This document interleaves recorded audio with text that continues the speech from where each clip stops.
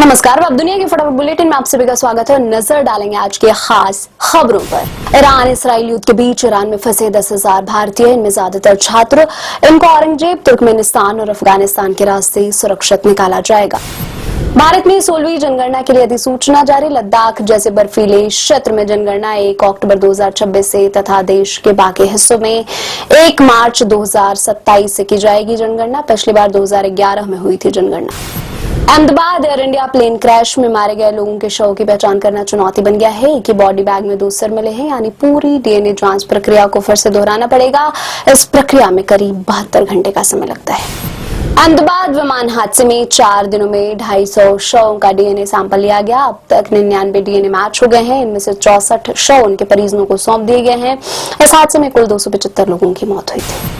प्रधानमंत्री नरेंद्र मोदी को सोमवार को साइप्रस ने अपना सर्वोच्च नागरिक पुरस्कार से सम्मानित किया। मोदी को साइप्रस के राष्ट्रपति निकोस क्रिस्टोडोलाइड्स ने grand cross of the order of Makarios 3 से नवाजा। पीएम मोदी ने देश की जनता को समर्पित किया सम्मान। हांगकांग से दिल्ली आ रही एयर इंडिया की फ्लाइट बोइंग 7878 ड्रीमलाइनर की उड़ान के दौरान पायलट ने इंजन में गड़बड़ी महसूस की। एयरपोर्ट से संपर्क करने के बाद यह फ्लाइट वापस हांगकांग लौट गई है। इस घटना में किसी तरह के नुकसान की कोई खबर नहीं है। प्रियंका गांधी के पति रॉबर्ट वाड्रा को ईडी ने जारी किया समन। हथियार डीलर संजय भंडारी से जुड़े मामले में पूछताछ के लिए बुलाया। वाड्रा का भंडारी से लिंक बताया जा रहा है। पहले उन्हें 10 जून को पूछताछ के लिए बुलाया गया था। पश्चिम बंगाल की मुख्यमंत्री ममता बनर्जी ने भाजपा पर आरोप लगाया। कहा, भाजपा अपनी सरकार वाले राज्यों में बांग्ला भाषी नागरिकों को निशाना बना रही है और यहां तक कि वैध दस्तावेज धारकों को भी अवैध बांग्लादेशी प्रवासी बता रही है। टाटा सन्स के चेयरमैन एन चंद्रशेखरन ने कहा, मैंने कई संकट देखे हैं, लेकिन अहमदाबाद विमान दुर्घटना मेरे करियर की सबसे दुखद घटना है। एयर इंडिया के कर्मचारियों से कहा, हमें आगे बढ़ते रहना चाहिए और जो कुछ भी हम करते हैं उसमें दृढ़ निश्चयी होना चाहिए। विमान हादसे में मारे गए गुजरात के पूर्व मुख्यमंत्री विजय रूपाणी का अंतिम संस्कार। गृह मंत्री अमित शाह अंत्येष्टि में हुए शामिल। पूरे राजकीय सम्मान के साथ हुआ अंतिम संस्कार। जर्मनी के फ्रैंकफर्ट शहर से हैदराबाद आ रही एक फ्लाइट में बम होने की सूचना मिली। उसके बाद उसे लौटाया गया। फ्रैंकफर्ट में जांच के दौरान कोई बम नहीं मिला। उड़ान भरने के बाद विमान में बम होने की सूचना मिली थी।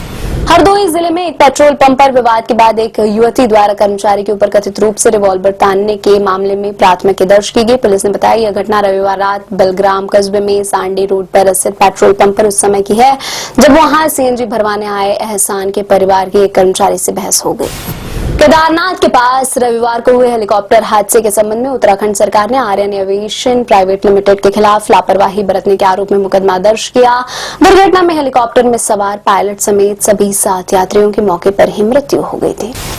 ईरान ने इसराइल के मध्य तथा उत्तरी क्षेत्र को निशाना बनाते हुए सोमवार को फिर सिलसिलेवार मिसाइल हमले किए। ईरान ने इसराइल पर कम से कम 100 मिसाइलें दागी। ईरान के ताजा हमलों में 5 लोगों की मौत हो गई है, जबकि 60 से ज्यादा लोग घायल हैं।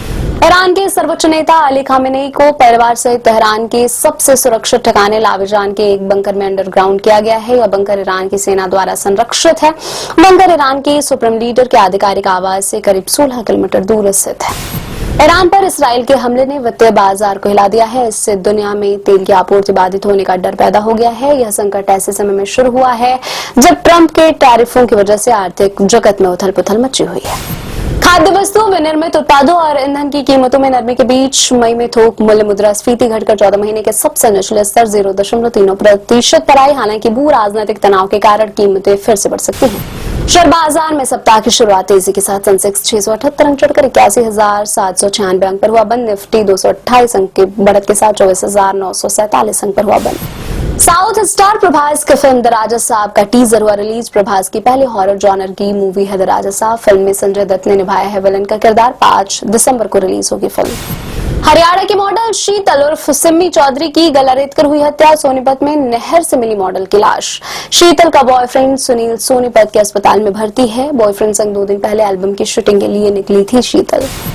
ये थे आज के फटाफट बुलेटिन। ऐसे ताजा अपडेट्स के लिए बने रहे हमारे साथ, यानी कि विजिट करें वेब दुनिया पर।